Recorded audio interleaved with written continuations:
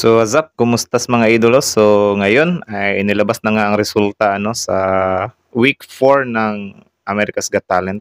At yun, inaasahan nga ng marami na makakapasok ang ating pambato na si Roland Bunot Abante. So, ayun, grabe, sobrang shocking or sobrang nakakalungkot na masa I mean, sobrang nakakalungkot siya pero meron din siyang part na masaya ka kasi nga as a Pilipino ay ito yung naging resulta. So ayun, alamin natin na kahapon ini-upload nga yung video ni Zion Clark, Papit Simon, Roland Abante, Mary Andrea, Kylie Frey, Freedom Singers, Chibi Unity, Orlando Leyva, Ana de Guzman, Decory, at Shadow Ace. Shadow Ace. Shadow Ace. So ayun, sila nga yung naglaban-laban sa week 4 ng America's Got Talent qualifier pero yun, ang ine-expect natin na makakapasok sa finals na si Roland Bunot Abante ay sad to say hindi siya nakapasok. At yun, sad to say.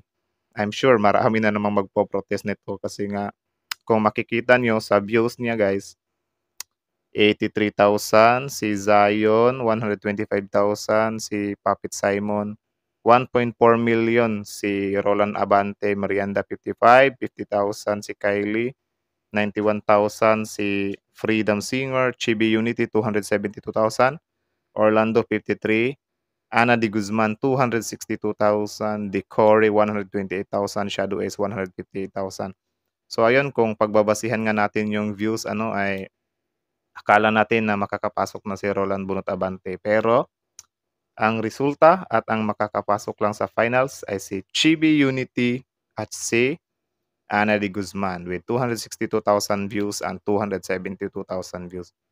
So ayun, yun na yung resulta. Pero ang good thing dito ay Filipina naman itong si Ana de Guzman. Ewan ko half Filipina ba siya or basta may dugo siyang Filipina or pure Filipina siya. Ewan ko. So ayun, dito natin yun makikita sa community ng America's Got Talent. Yan. See you at the finals, Chibi Unity and Ana de Guzman by America's Got Talent. So ayun, confirm na yan. Silang ang dalawa ang makakapasok At yun, sad to say, hindi nakapasok si Roland Bunot Abante. So ayun, magbabasa tayo ng comment. They both clearly deserve to be there. Best in luck, both of them. Congrats to my baby, my fellow Filipina. Much love from the hood on Quezon City, Manila, Philippines. So you're great, Ana. Proud of your pride of the Philippines. Roland Abante should have been in finals. He is an all-around great singer. So ayun, tignan natin. Mga comment. Shadow Ace 2 also. Tapos yun, may nag-comment ito, he doesn't sing much in terms of vocal technique. He is not yet a great singer professionally. Sorry he chose the wrong song. If it wasn't for the song choice, he would have had it. So ayun, meron ngang mga nagko-comment dito na isa yung pagpili niya ng kanta yung kay Whitney Houston.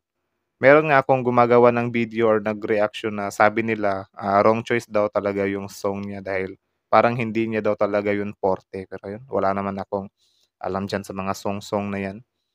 So ayun, babasa lang tayo dito. Ana de Guzman nailed it last night and the only thing that held Shadow Ace back were the votes. If you didn't vote unlike myself, then you got no excuse to complain. Kaya nga yun. Sad to say, true vote kasi ito guys kaya kahit anong gusto natin or siguro nga kahit lumitaw yung talent kapag hindi ka talaga pasok sa panlasa ng tao dun sa Amerika, kapag hindi ka na-vote ng tao ay hindi ka talaga mananalo. Meron nga dito na nang criticize kay Ana de Guzman. Kaya kasi sabi nila na ano ba 'yan? Ito si Team James. Let's be real. Ana is not a finals-worthy magician. She does fun, farty tricks. America's Got Talent. More like America's pandering to its audience. So yun, meron ding hindi kumbinsido sa pagkapanalo ni Ana de Guzman pero wala tayong magagawa diyan guys kasi by vote kasi yung labanan eh. 'Di ba? Alam naman natin kahapon na sinabi pa nga ni Heidi 'di ba na kung meron lang sanang golden buzzer papuntang finals ay ipipindot niya na ito si Roland Abante. Siguro alam na nila na gano'n talaga yung mangyayari kasi Asian naman tayo, eh. Tapos alam niyo yung ibang mga country, lalo na pag-initan tayo dun sa Amerika. Kaya yun, hindi tayo nananalo through votes, kaya matatalo talaga tayo through votes. Sana nga 'no, yung America's Got Talent ay worldwide yung way of voting para makaboto naman lahat, 'di ba? Hindi yung puro lang sa kanila nakakaboto, natural.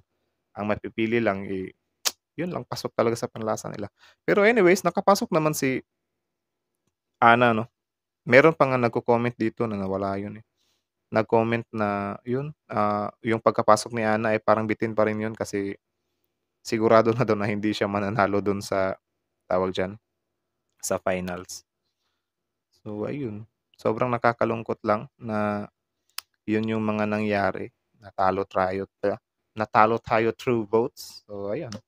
But anyways for sure, Roland Abante is ang tawag diyan, open-minded naman siya sa mga ganitong bagay, manalo matalo. Kasi yun naman talaga yung nakatadhana sa kanya, tsaka di rin natin maitatanggi na malaking tulong din yung pagsali niya sa America's Got Talent para sa fame niya or para madagdagan yung popularity niya, 'di ba? So, after ng America's Got Talent ay for sure, magkakaroon pa siya ng maraming mga gigs, 'di ba? Marami siyang mga invites, mga gano'n. So ayun, nakakalungkot lang kasi hindi nga siya nakapasok ano. Siya pa naman yung may pinakamalaking views dito, lalo sa Facebook. Kasi talaga tayo 'pag nasa social media ang lakas makasuporta ng mga Pilipino, eh. Pero yun, true votes paulit-ulit, true votes tayo natalo. Kaya yun lang, sa kapwa natin Pilipino diyan ay so be it. Yun na yung mga resulta guys, eh. So, wala na tayong magagawa diyan. Siguro nga nagkatotoo din yung mga prediction dati ano na para magagaya lang si Marcelito, pero wala, 'di talaga sa'tin yung Amerika, eh. Sila talaga yung masusunod kung ano yung gusto nila or sino yung gusto nila na iboto. Kasi tayo kahit gustuhin man natin na papalalunin yung ating mga pambato ay wala talaga tayong magagawa diyan dahil that's America's Got Talent. So ayun lang, Roland Bunot Abante. So congratulations pa rin at proud pa rin ang kapwa Pilipino sa'yo dahil sobrang proud pa rin ang buong Pilipino sa'yo kasi nga, sa time na inilaan mo talaga diyan sa performance or sa mga pag-iensayo na ginawa mo para lang mabigyan ng magandang performance ang buong mundo, 'di ba? So ayun, good thing na rin 'yun, good thing na rin 'yun. So, better luck next time na lang. Kung sasali ka pa next time, malay natin, 'di ba, papalarin ka na. Walang susuko na lang kasi sabi nga nila, ang sumusuko ang laging natatalo. So anyways, that's it. Hanggang dito na lang. Sobrang sad nun, sobrang sad. Sayang, sayang, sayang.